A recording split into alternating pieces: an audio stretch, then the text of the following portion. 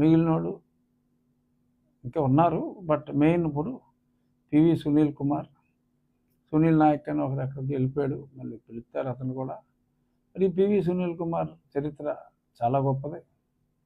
మరి ఎంతోమందిని Ambedkar India mission అని చెప్పి పెట్టి మరి వాళ్ళతోటి ఒక డ్యూటీలో ఉన్న ఆఫీసర్గా, సర్వీస్లో ఉన్న ఆఫీసర్గా చేయకూడని పనులన్నీ కూడా మరి అతను చేశాడు. మరి అతను క్రిస్టియన్ అని చెప్పి అందరికీ తెలిసిందే.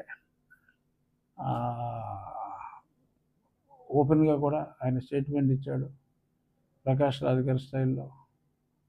ఇది నువ్వు నాకు నచ్చేలో ప్రకాష్ రాజ్ స్టైల్లో, బ్రిటిష్ వాడా మాకు పూజలు చేసుకోవడానికి చర్చ్ ఇచ్చావు, చదువుకుంటానికి బడిచ్చావు అని చెప్పి చాలా ఓపెన్గా కన్ఫెస్ చేశాడు. మరి అతనేమో సర్టిఫికేట్ చూస్తే SC certificate, is practising Christian. లేటెస్ట్గా సుప్రీంకోర్టు జడ్జిమెంట్ కూడా మనం చూసాం. సరే, నేను మెయిన్ కేసే ఫాలో అప్ చేస్తా, ఎందుకంటే ఇప్పుడైనా నేను ఒక ఉపసభాపతిగా నాకు అవకాశం ఇచ్చారు చంద్రబాబు నాయుడు గారు, ఎన్డీఏ. సో కాబట్టి నేను వేరే వ్యవహారాల్లోకి వెళ్ళను.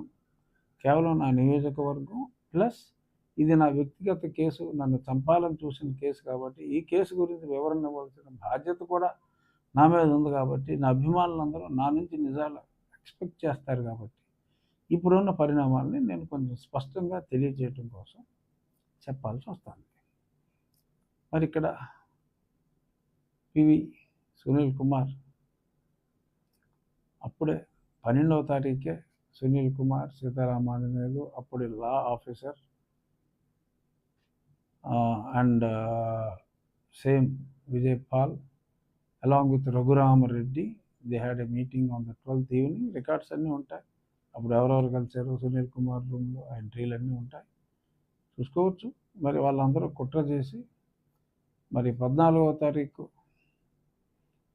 అక్కడ చూపెట్టింది 10 గంటలకి, కానీ 7 గంటలకే బయలుదేరిపోయారు. మళ్ళీ దానికి ముందే ఆ ట్యాక్సీలు బుక్ చేసుకుని ఉండాలి కదా, ఆ ఇన్నోవాలు మరి ముందే బుక్ చేసుకున్నారు. ఇలాగా మరి ఎంతో పకడ్బందీగా ప్లాన్ చేసి, అంటే వాళ్ళ ఉద్దేశం ఏంటి, మళ్ళీ ఈయనే ఉంటాడు ఇంకో 10 ఏళ్ళలో 15 ఏళ్ళలో, ఈడేం చేస్తాడు, ఇవాళ కాకపోతే రేపు చచ్చి రకమయ్యాడు, ఈయన చంపేసిన తర్వాత ఇంకా కేసులే ఉంటాయని. ఇక్కడ గమనించవలసిన విషయం, ఒక డాక్టర్ని, కార్డియాలజిస్ట్ని రెడీగా ఉంచమని చెప్పి, ఒక ఎమర్జెన్సీ వచ్చే అవకాశం ఉంది, కార్డియాలజిస్ట్ రెడీగా ఉండాలని చెప్పారు. గతంలో కూడా నేను చెప్పా ఇదే సంగతి. ఇప్పుడు తేలాల్సింది, ఆ కార్డియాలజిస్ట్ని రెడీగా ఉంచాలని వివేక్ యాదవ్ అనే ఐఏఎస్ ఆఫీసర్ ఇంటర్నల్ నోట్స్ చూడాలి, ఎన్ని గంటలకు చెప్పాడు. 14వ తారీఖు నేను ఇక్కడికి తీసుకురాబడ్డ తర్వాత ఇచ్చారా?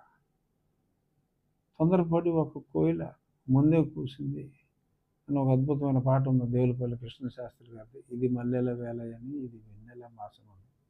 అలాగే ఏదైనా 13వ తారీఖే పొరపాటున వివేక్ యాదవ్ లెటర్ రాశాడా? అవన్నీ కూడా చూస్తారు, పరిశీలిస్తారు. యాజ్ ఆఫ్ నౌ ఖచ్చితంగా ఎవరు ఏం చేశారనేది స్పష్టంగా అర్థమైంది. తుదముట్టించాలనుకున్నారు, ఇదిగో మా వెంకటేశ్వర స్వామి దయతో తుదముట్టించలేకపోయారు. ఆ జైల్లో ఇవన్నీ కూడా నేను గతంలో చెప్పినయే. ఏదైతే ఇప్పుడు నేను స్పెసిఫిక్గా మళ్ళీ ఎందుకు చెప్తున్నాను అంటే, ఏదైతే నేను చెప్పానో ఎందరో సాక్షులు ఆ డిపార్ట్మెంట్ వాళ్ళు, they have confirmed the same thing. ఆ ఛార్జ్షీట్ చదివిన తర్వాత, రిమాండ్ రిపోర్ట్ చదివిన తర్వాత ఐఎమ్ సో హ్యాపీ. ఎందుకంటే రకరకాల వ్యక్తులు, అప్పుడు డ్యూటీలో ఉన్న కానిస్టేబుల్స్, వీళ్ళందరూ కూడా వచ్చి నిజాలు ఉన్నట్టుగా ఆల్మోస్ట్ చాలా వరకు చెప్పేశారు. ఈ మతిమరుపు వచ్చిందని చెప్పుకునే వాళ్ళు తప్ప మరి ఇటువంటివి చాలా జరిగినాయి. ఇక గతంలో మరి సునీల్ కుమార్తో చెంచాగిరి చేసి చాలా దందాలు చేసిన తులసి అనే ఒక వ్యక్తి మరి ఇప్పుడు గుడివాడలో మరి హవా అంతా అతను నడిపిస్తున్నా అంట. మరి ఎమ్మెల్యే గారు కూడా వెనిగల రాము గారు నాకు మంచి స్నేహితులు. ఇటువంటి ప్రొఫెషనల్ గ్యాంగ్స్టర్స్ ఆర్ కలెక్షన్ ఏజెంట్స్ని మరి పక్కన పెట్టుకుంటే మరి ఆయనకి మంచిదేమో. నేను నాకు మంచి మిత్రుడు కాబట్టి నేను కలిసినప్పుడు చెప్తాను ఇటువంటి గ్యాంగ్ను ఉంచొద్దని.